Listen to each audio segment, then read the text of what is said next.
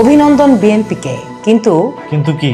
কিন্তু 2/3 সংখ্যাগরিষ্ঠতা নিয়ে জয় তো হলো, কিন্তু একটা কথা ভাবো, সিংহাসনটা কিন্তু এবার মখমলের নয়, বরং ধারালো কাঁটার। ইতিহাসে একটা কথা আছে, নিরঙ্কুশ ক্ষমতা নিরঙ্কুশ ভাবে কলুষিত করে। 2008 সালে আওয়ামী লীগও কিন্তু এমন বিশাল জয় পেয়েছিল, আর তারপরের 16 বছরের ইতিহাস তো আমাদের সবারই রক্তক্ষরণ। বিএনপি কি পারবে সেই একই গর্তে না পড়তে? প্রশ্নটা শুধু পারার নয়, প্রশ্নটা হলো কাঠামোগত বদলের। গণ অভ্যুত্থানের পর এই প্রথম নির্বাচিত সরকার, মানুষের প্রত্যাশা এখন আকাশ ছোঁয়া। আজ আমরা কথা বলবো সেই সব চ্যালেঞ্জ নিয়ে যা বিএনপির এই মধুচন্দ্রিমা খুব দ্রুতই শেষ করে দিতে পারে।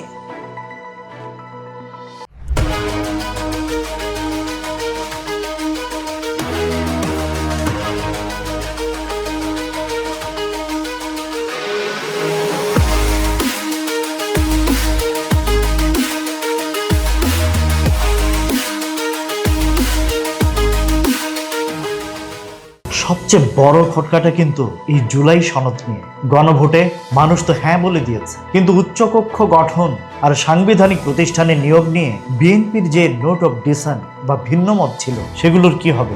এখানেই তো খেলাটা। বিএনপি চাচ্ছে উচ্চ কক্ষ হবে নিম্ন কক্ষের আসনের অনুপাতে, কিন্তু বিশেষজ্ঞরা বলছেন সেটা করলে তো ক্ষমতার কোনো চেক অ্যান্ড ব্যালেন্স থাকবে না। উচ্চ কক্ষ হবে নিম্ন কক্ষের কার্বন কপি। জাস্টিন ট্রুডো বলেছিলেন, একটি সুস্থ গণতন্ত্রের জন্য ভিন্ন মতের সমান সুযোগ থাকা জরুরি। বিএনপি কি জামাত বা অন্য কোনো বিরোধীদের স্পেস দেবে, নাকি একদলীয় আধিপত্যের পুরনো পথেই হাঁটবে? শুধু কি তাই, নির্বাচন কমিশন বা দুদকের মতো প্রতিষ্ঠানগুলোতে নিয়োগের ক্ষেত্রেও তো বিএনপি ভিন্ন মত দিয়ে রেখেছে। যদি প্রতিষ্ঠানগুলো সরকারের হাতের মুঠোয় থাকে, তবে কি এই রূপান্তর টেকসই হবে? আমাদের বিশেষজ্ঞরা ঠিকই লিখেছেন, জামাত সুবিধা পাবে এই ভয়ে যদি সংস্কার না করা হয়, তবে দেশ আবারও বিপদে পড়তে পারে। আচ্ছা, রাজনীতির বাইরে আসল যুদ্ধটা কিন্তু বাজারের থলেতে। ফ্যামিলি কার্ড, কৃষক কার্ড, বেকার ভাতা। বিএনপির ইশতেহারে তো প্রতিশ্রুতির বন্যা, কিন্তু টাকা আসবে কোথা থেকে? বিএনপির এই পরিকল্পনা অনেকটা ব্রাজিলের সেই বিখ্যাত বলসা ফ্যামিলিয়ার কথা মনে করিয়ে দেয়। কিন্তু ব্রাজিলের রূপান্তর সফল হয়েছিল কারণ তারা অর্থনৈতিক অধিকারকে রাজনৈতিক স্বাধীনতার সঙ্গে গেঁথে দিয়েছিল। মানুষ যদি পেটে ভাত না পায়, তবে ভোটের অধিকার দিয়ে তাকে বেশি দিন শান্ত রাখা যায় না।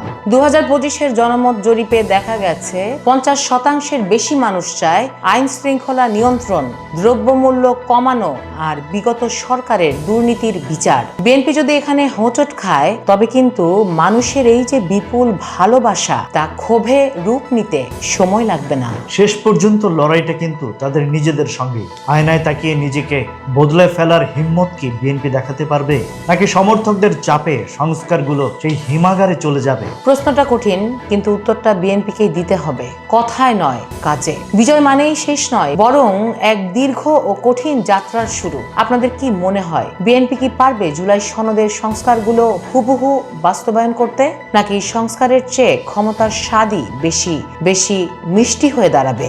এতক্ষণ আপনাদের সাথে ছিলাম আমি দীপ, এবং আমার সাথে ছিলেন রাজ, এবং আপনারা শুনছিলেন এবং দেখছিলেন ভয়েস অফ বেঙ্গল।